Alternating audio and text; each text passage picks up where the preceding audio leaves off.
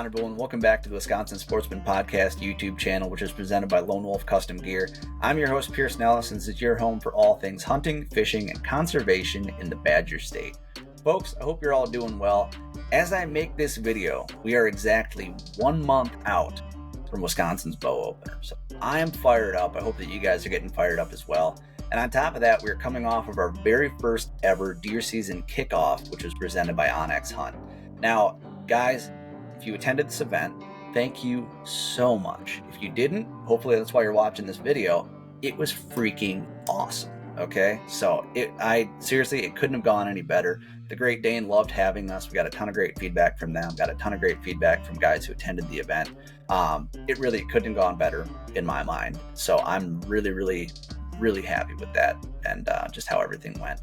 I got to give a huge thanks to Brian Dombrowski, Derek Malcore, and Alec Bekkers for all the awesome work that they put into this event. The three of those guys and myself gave some presentations on e-scouting various types of terrain, and those guys absolutely crushed it. Unfortunately, as you're about to find out, when I hit record, I hit screen share and not screen record. So I captured all the audio, but I've got no visuals to go along with everyone's presentation. So I'm really kicking myself for that. But I was able to salvage the Q&A session. So after these presentations, guys jotted down questions, handed them forward, and we had kind of a panel discussion with the four of us up front, just answering guys' questions prior to the season. So we cover a bunch of different stuff from e-scouting to different types of setups, gear stuff, you name it. And I think you guys are really going to enjoy that. So I'm going to quit yapping here, but before that, again, I have to give a huge thank you to the Onyx Hunt team for allowing us to put on this event. Without Onyx, this event would not have happened, plain and simple. So huge shout out to those guys and all their generosity and contributing gear to the event, swag, and really covering the entire thing. It was absolutely fantastic, and I hope that we're able to do it again next year. One last thing too, huge thanks to those three guys. Like I said, Brian, Alec, and Derek absolutely crushed it. So I gotta give it, I can't thank those guys enough for all the work that those guys did, because it was just fantastic.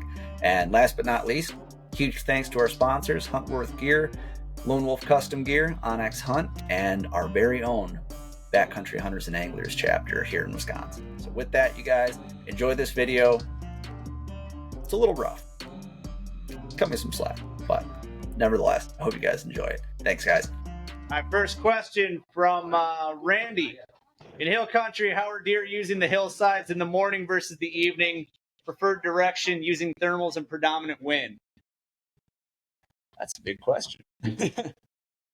I would say hillsides in the morning. A lot of times I'm looking for benches in terms of like travel and then bedding.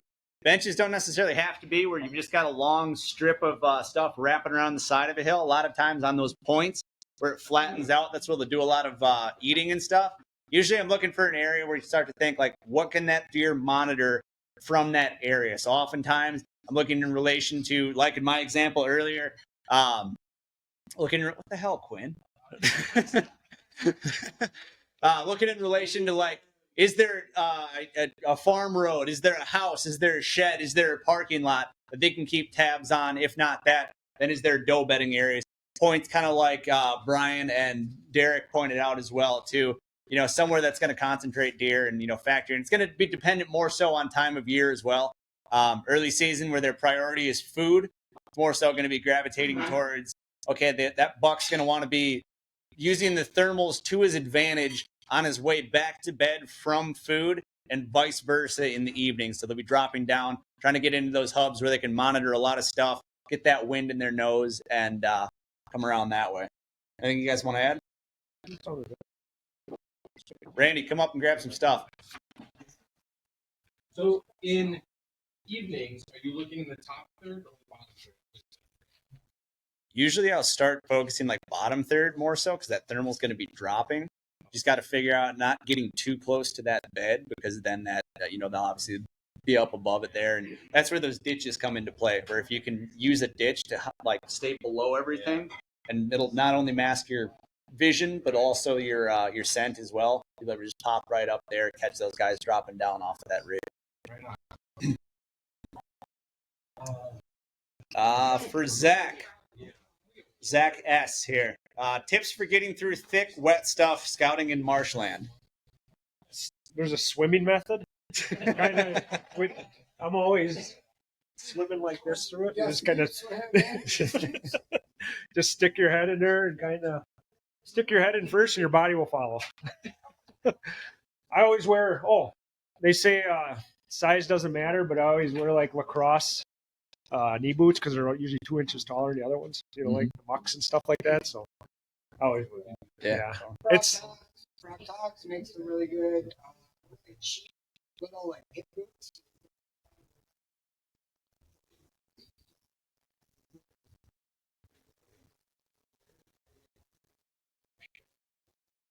and you're going to be wet in the mornings. I've been going out because I do a lot of scouting based off of, a wife, they sleep in, my wife and kids sleep in. So I'll get up at 4 and go scouting in the morning at daybreak. And usually you're soaking wet within the first 100 yards. So it's, but I get 3-4 hours of scouting at about 8-9 o'clock in the morning. You're just going to be wet, just busting through that stuff. But Zach asked, come up and grab some swag. What's a mistake you can make while e-scouting? Brandon Cox asked this one. I think a big mistake is having going by assumptions. I don't like assuming anything, even on e-scouting. I need to get out there and see the physical sign, see the sign. Because you assume there's so many assumptions out there, and without seeing it firsthand, even parking, like let's say you have a parking lot. You don't think anything's going to be living around that parking lot because, let's say someone drops a pin saying, we're going to drop a 100-yard radius around this parking lot because nobody, there's no deer there because there's people that use that. Some of the biggest deer I have, I got a game camera set up 100 yards from that parking lot. Just a giant buck's moving right through there, Yeah. So I noticed that especially on properties that see a lot of pressure. I'll start, I'll kind of break that rule where I drop that half-mile radius around the lot. On properties that get a ton of pressure, where there's a lot of guys running in and out of there, I'll set one at I'll get rid of the thing, but I'll look within that, like Brian said, like 100 yards or so of that. I was on a property over in Iowa back in January, hiking around that just gets pounded by shotgun hunters, and the thickest trail that I found was about 15 yards through 2 rows of pines off of the main trail off of this lot. And it was just a highway tore up with rubs, plenty of beds, stuff like that, where they were dropping in and out of this property. One other assumption I would be careful of, and this was mentioned beforehand, but is those topo lines and how close they are together. Totally. I've gone in blind on an Illinois public land hunt. It was late season, parked my minivan in the parking lot. I slept through the night, got up early because I had this beautiful little CRP on top of a hill, and I was going to go up the steepest part of this hill where I didn't think the deer travel would be, and it would be up on that right on the edge, and it was like a 200-foot cliff. Like, I'm not joking. Like, you could not access it. So I was like, oh, wow, I'm like here at 4:30 in the morning. Where do I go now? So I had to totally read. It looked traversable, but my eyes were a little bit bigger than my boots, I guess. Definitely. Yeah, that's where that slope angle layer comes into place. Like, if you've got that purple section, it is a cliff. So plan accordingly and work around it. Yeah. Brandon? Yeah, you asked up there. Awesome. Let's see here. From Carrie, what is the average spend for points out west? Depends on the state. Colorado, you have to buy a license to apply, and then for deer elk pronghorn, I think it's $10 a species, but it's $80 license, something like that. So you're in $100 off the bat for 1 point, but then if you get into bighorn sheep, moose, some of those things, those are $100 a point. You'll probably spend less going to Alaska.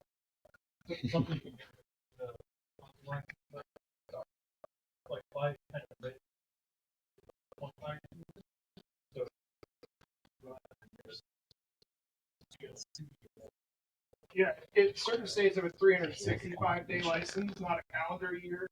So if you're at the end of the application period this year, I know Utah specifically is this way. I'll buy my license on the last day of the application period. So that way next year, beginning of the period, I don't have to spend another $80 on the small game license. I can just buy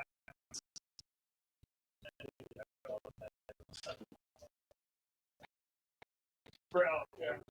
What about Arizona? Arizona, I actually haven't applied in Arizona because Arizona is very pricey. Yeah. It's like $150 for a license. Yeah. So Arizona's one we're buying. Yeah.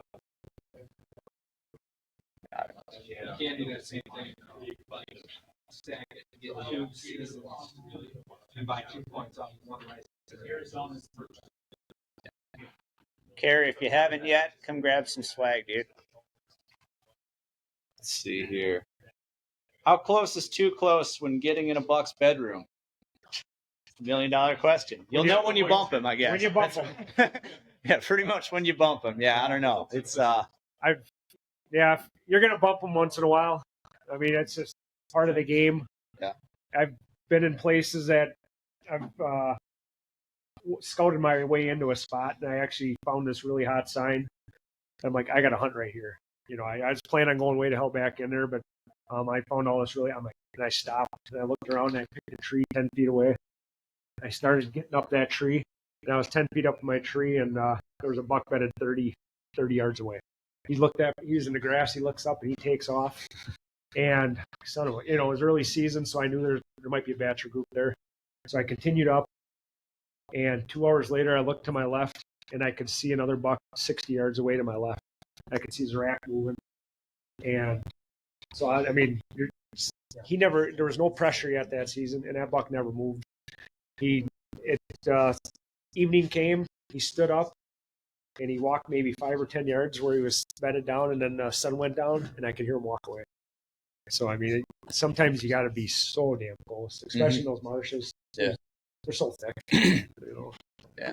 I will say, like, if you do bump him, I mean, use it as there's degrees of bumping, right? If he wins you and then he sees you, or he sees you and then he wins you and he has confirmation of like, oh shit, that guy's like found me, versus if you just wind bump them or you just bump them with sound or something like that, that just confirms that their bed worked, and they're more than likely going to circle back to it in similar conditions. So you can use it to your advantage. And, you know, if you see him get up and go ripping off of a point, or ideally he's just kind of sauntering away and you see the tips of his rack and his tail kind of flicker and walking away through the brush from you, that means his bed did its job and he was able to monitor threats approaching him. You know, I'd say if you do that, just keep walking like super deliberately and don't act like, you know, oh shit, like there he is. Like, just pretend like you're walking your dog or just out for a hike. A lot of times, I mean, I'm a firm believer that they'll kind of pick up on the vibe you're putting down a little bit. And if you're just being deliberate and keep on going, they're going to be like, oh, well, that happened, I guess. So whatever, I'll just go back to bed. But use that intel and figure out what trail he was on. Take note of that. Gather as much information as you can in that moment, and hopefully go back, hang a stand if you can, and kill him the next time. Yeah, some of those, you get a hair on the back of your neck standing up when you're getting really close. Like every single step, you might, you know, bump that deer. That's how close. Yeah. It's like, should I go any further? And you keep pushing a little further and a little further. Who asked that question, by the way? There's no name. That's yours, Gus? Oh, that's true. All right, never mind. Let's see here. From Brock. In the blowdown areas up north, are the tops left, or is it more like an open field? Blowdown. So the blowdown area I referred to was literally straight line windstorm. So the entire trees were there. They had different logging outfits come up. Funny story about that is my dad and I had just decided to hang all of our trail cams up there, our SD cams, early that year. So we hung them, and then about 5 days later, straight line windstorm, we had about 28 cameras between the two of us that we now had to go retrieve. And when you think about the woods that you know, that you've hunted for years, and all of a sudden there's no trees, it is eerie. It's very weird. like 4 hours to get one camera. Sometimes it was wild. But when they came through and logged, some of them, they left in an absolute mess. There's tops, there's junk everywhere. Some of it is really cleaned up. So even the way the different logging companies created diversity is really nice, because some of the cuts are full of shit. I mean, there's old, nasty blowdowns. Some of them are really clean and they have tons and tons of regrowth. So that's another area where you're just looking for that diversity, where those butt up together or meet hardwoods that is undisturbed. Really, really good spots. But those are definitely things to key in on. Even the windblown stuff that doesn't get logged. Like if you're in an area not like the one I was in where everything got windburned, if you find a place where there was a blowdown, that shit's still growing and you would be amazed at what those deer will go through to feed on. I mean, just think, they have all day to work through a blowdown. When we're walking, it's an inconvenience for a minute. But when you have all day, those deer will pick through there and eat all of that browse in those blowdowns. It's easy for them. For us, it seems like, oh, they would never do that, but absolutely, they will do that. So if you find those windblown areas, that's where all the regrowth, that's the food plot of the north. Definitely check those areas out. And if you're not up north too, I'll add, we've had some crazy winds the past couple of summers. There's a lot of trees, especially on public, that get snapped off and knocked down and everything. It's going to do two things. It's going to create food if it's, created just a natural hinge cut. And it's also going to funnel deer movement differently. So it pays to get in there, check that stuff out, especially after a big storm, and make sure you're not hiking in and all of a sudden you got a 10-foot diameter tree laying across your path. Or your tree that you wanted to hang in is gone. Brock, if you haven't grabbed stuff, man, come on up and you got it, man. Sweet. Let's see here. Got two from John here.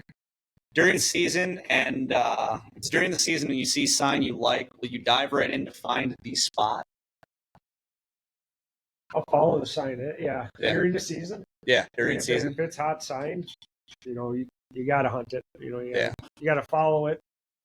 And as you're following it through the woods, you're going to eventually, come to a spot where it's like, okay, he's probably going to be bedded here, based off the aerial photography or whatever.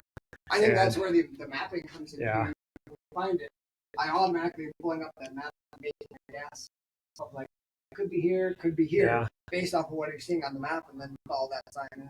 Yeah, you got to follow the sign. And you're taking a shot. You're following it as close as you get. You can notice if it's hot or not. Maybe following tracks through the marsh and seeing splashes and stuff. And you're looking at your map and checking the wind and kind of. It's almost like tracking deer, like they do out east. Yeah, definitely. I was just gonna say, tracks in that scenario. What I'm most locked in on is trying to figure out, like, can I determine a specific direction? I think one of you guys said it earlier, like. Mature bucks don't move like other bucks. They're going to kind of do their own things, especially if I see like a lighter trail that kind of just drifts off the main one. I'm going to pay a lot of attention to that, especially if there's leaves that are away. I'll pull them out of the mud and see if I can tell how fresh a track is and stuff like that. There's been a couple times where I can smell that buck. Mm-hmm, it's totally. 4:00 in the morning, and I was in North Dakota, and I walk into my stand. And I got a whiff of that musk smell. And this was like opening morning out there, so really early September. And I could just smell him. And my stand was right here. I was going to get up in. And he came back in right at daybreak, come back in this little oak cove, right where he's going to bed. And I shot him. That was a 165-inch, buck there. And when I was walking out, I looked and there was a fresh scrape right there that I had smelled that I walked by. That's fresh sign. And every time you can smell a deer like that, he's close. Yeah, definitely. You usually get like one whiff. Yeah. Another one from John for you saddle hunting guys, and you guys feel free to jump in on this one. What are your top 5 pieces of gear for a new saddle hunter, besides the saddle, platform, and sticks? Knee pads. Yeah. Backrest. Ascender. Yeah. Something to hang your bow with. Yeah. I love that hiss strap. I love the hiss strap. Then I got the big S-beaner coming off it with my bow. I'd recommend a hang on. You doing it?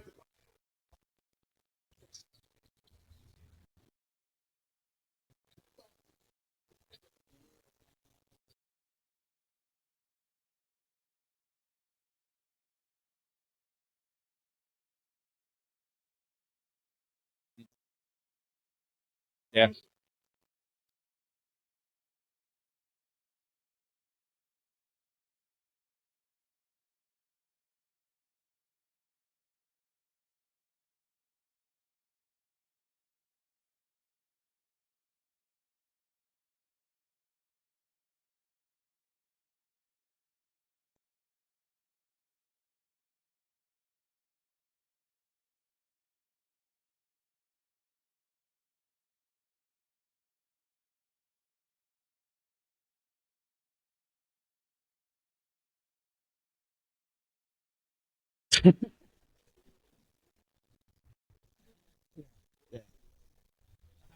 It is killer. Yeah.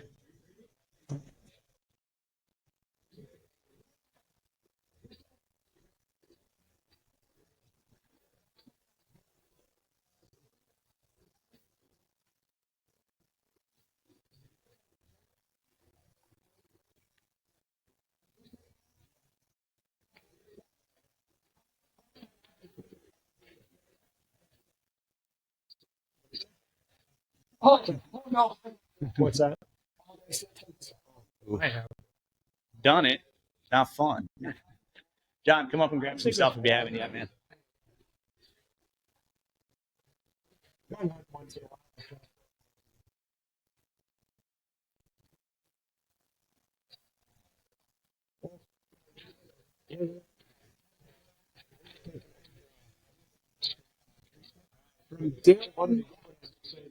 He wants to know, how would you go about e-scouting a monotonous habitat that has minimal elevation change and minimal terrain features, something like a tamarack swamp? Pierce, is this your question? No, it's not. No. I'd say LiDAR for sure. Google, comparing imagery is a big one for me. Like Brian mentioned, pull up Google Earth, Google Maps. All of them have different imagery, or like the state imagery and stuff like that.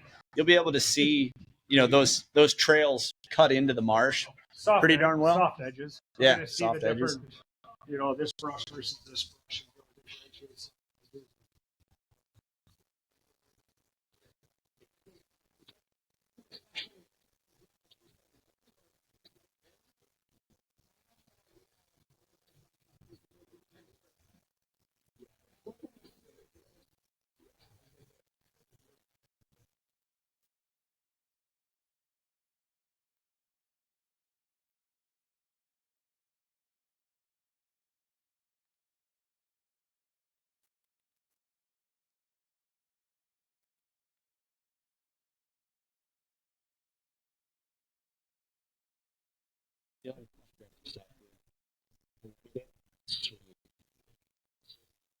How much do you allow private hunting activity near a public spot to influence if you're still going to hunt that area? How much we allow Private hunting pressure around it to influence your preference over public. There's a lot of spots that I hunt that have heavy private land pressure, Mhm. and I'm just over that border, 100 yards, waiting for because usually in the public I'm finding is most of the bedding, the good bedding, the really shitty stuff, and those deer are using they're bedded pretty close to the borders. Always close to the border. Yeah, They're always within 100 yards of the border. it seems that way. They are. Yeah. Because they can go from either way. They know. Yeah, I mean, right? Like, where you access from either way, they can bounce to one or the other. Shit is usually on the public, but they're usually, depending on the property, within 100 yards of that property border, they find this little zone where they can't be bothered either way. That's what I found. It doesn't bother. If there's a big deer in there, I don't care about private brush. He's in there somewhere.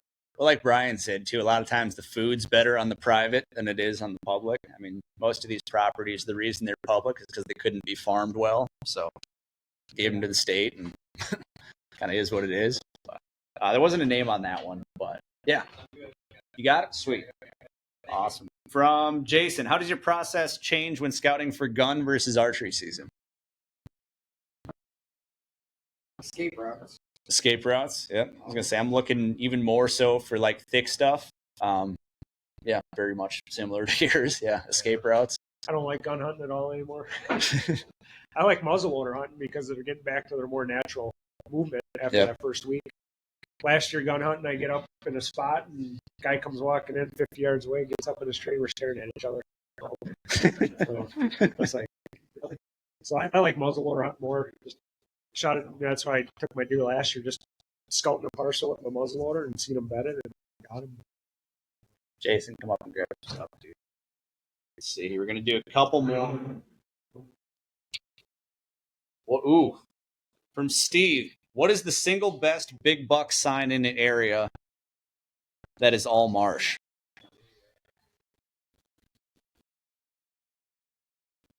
Steve, feel free to save me here. Sorry. Yeah.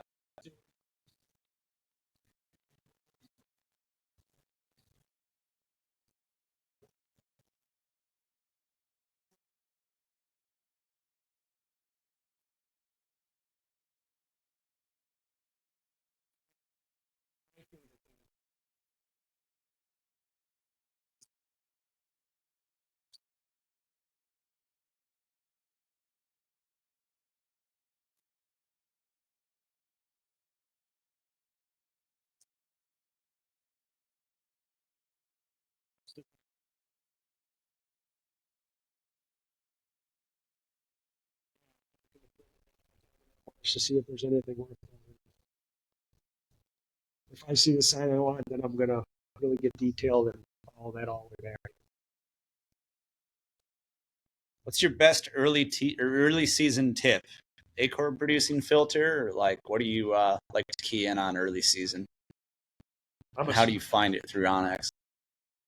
Through Onyx, I don't find it. I want to if I'm going to North Dakota, I want to see a scrape, early season scrape. That's what I'll kind of speed scout out all the properties I know. And I'm looking for that scrape because I know all that bachelor group's going to be in that area, and kind of knowing the properties from past seasons, I'm going to be able to. I'm in the game right away, day one. Because usually there's an open scrape somewhere, at that time. Everyone's running, even around here, everyone's running mock scrapes and stuff. And there's scrapes being opened up September all year long.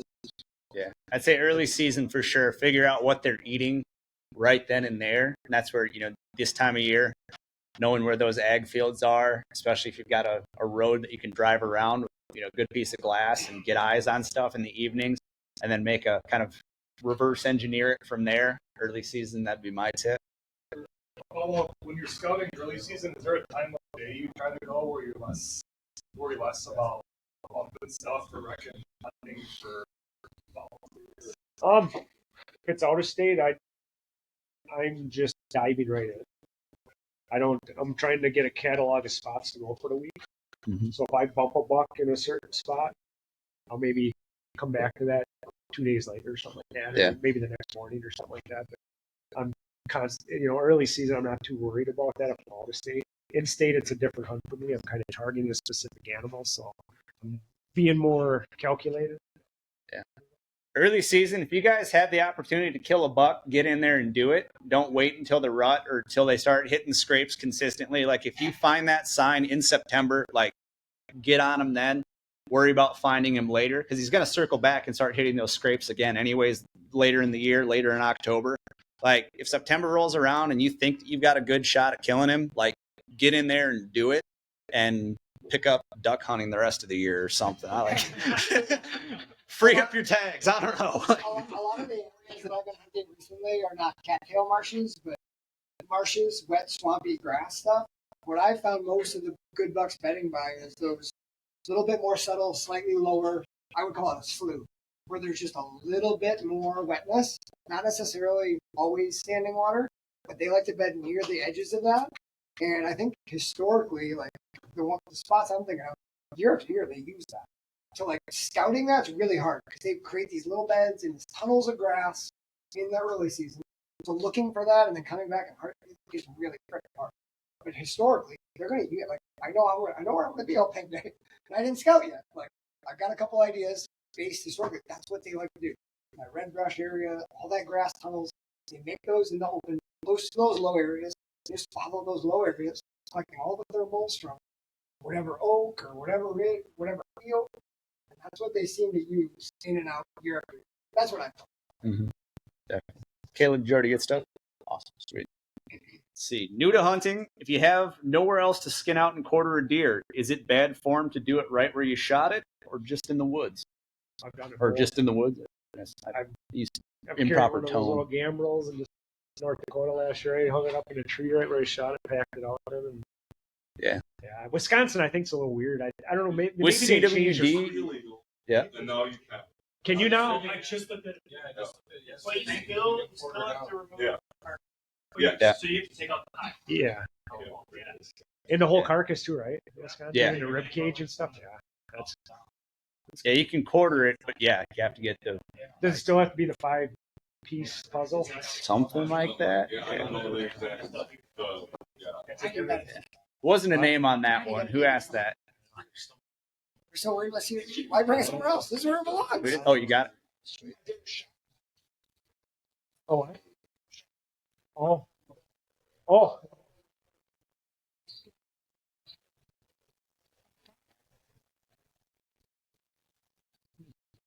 What's your preferred arrow grain weight for whitetail? 1,200 grains. I went down that. I was shooting 600.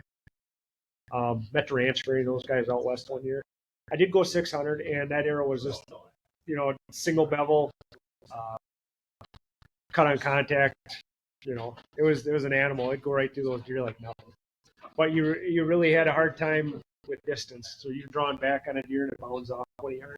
You already draw. I'm shooting a single whip, and I screwed up on a couple deer, not misjudging that distance. So I backed it off to around 500, 5.25.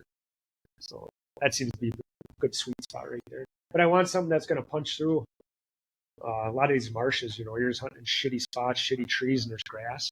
So sometimes you might have to maybe punch through a blade of grass or something. So, Yeah.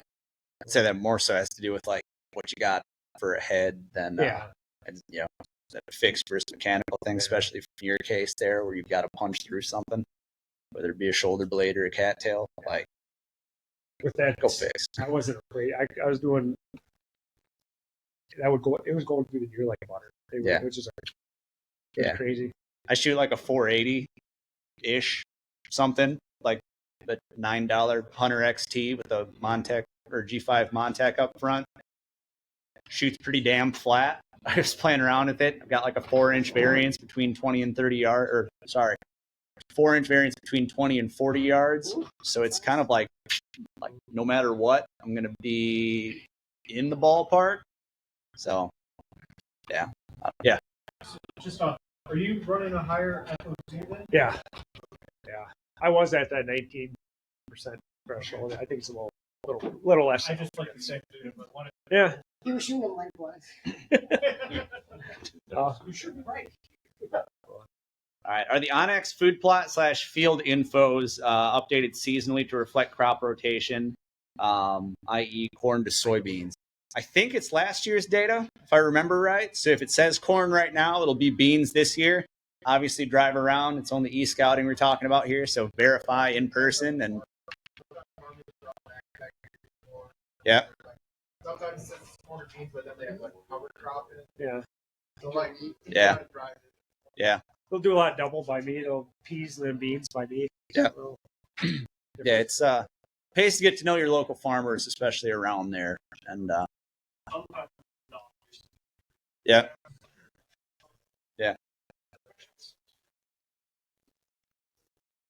Joe, who asked that question, come on up, grab some stuff if you haven't yet. Last question here. How many mosquito bites did Brian get this year? not many. No? Not too many. How are you keeping the mosquitoes off of you? That's the better question. You got to go in. I don't worry about DEET or any of that stuff. Yeah. I wear this hat with a head net, full length. That's another reason I go into mornings a lot of times because that marshes are miserable. Full length, just button up shirts, gloves, just head to toe covered. So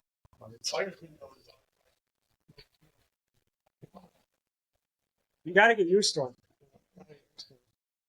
I love those things.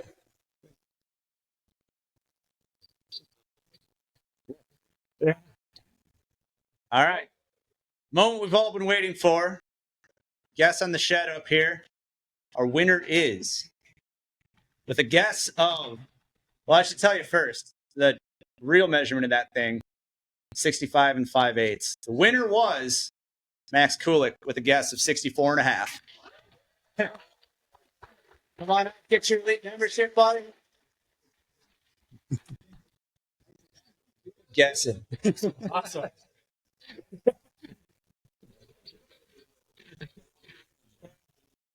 I mean, I went to the tip of it. So.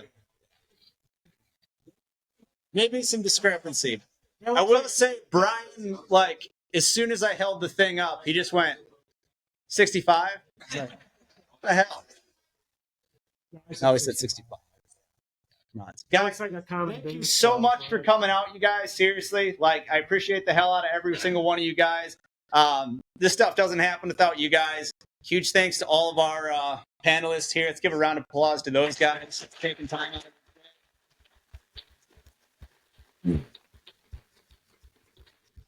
And seriously, like, I can't thank all you guys enough for your support of the show and for coming out tonight and continuing to listen to episodes and everything. Can't thank Sarah enough for running the stand here, keeping me sane and all of that. Got a great couple of parents in the back over there. But yeah, seriously, none of this stuff, as you all know, like, hunting is one of those things that's best shared with folks around you and good people at that. So seriously, I can't thank you guys enough for coming out, and to all you guys for contributing to the podcast and for listening to the podcast, and just all for being awesome Wisconsin sportsmen. So really, seriously, thank you guys. We're going to hang out a little bit. We got to be out of here at 9, but really quick, we're going to hang out. show of hands, I don't know what the odds in this room are, probably slim. Does anybody not have an Onyx membership actively currently right now? Anybody? Yeah? Here's Light 'em up. Here. There we go. Yeah. And again, this is all thanks to Onyx, Hunt, Yeah. and Jared and everyone at their team there. None of this is possible without them. So seriously, thank you guys. There you have it, folks. Thanks again for watching. Like I said, it's a little rough, but hopefully you still enjoyed it and maybe you learned a thing or two. Before we wrap this up, once again, I got to give a big thank you to Brian Dombrowski, Derek Malcore, and Alec Bekkers for being a part of this, and of course to our Onyx Hunt team for making the whole thing possible. And if you're not already, be sure to go follow the Wisconsin Sportsman on whatever platforms you do your listening and whatever social media platforms you frequent. We are all over Facebook and Instagram at the Wisconsin Sportsman. Obviously, you found us here on YouTube. And yeah, if you haven't listened to the podcast, I don't know what you're doing or how you got here, but be sure to go check that out. We got some awesome deer content coming the rest of this fall with a lot of the Whitetail Addictions team and some of the Lone Wolf crew and just a bunch of other killers. I'm fired up. I hope you guys are as well. Good luck this fall, and we'll talk to you on Tuesday.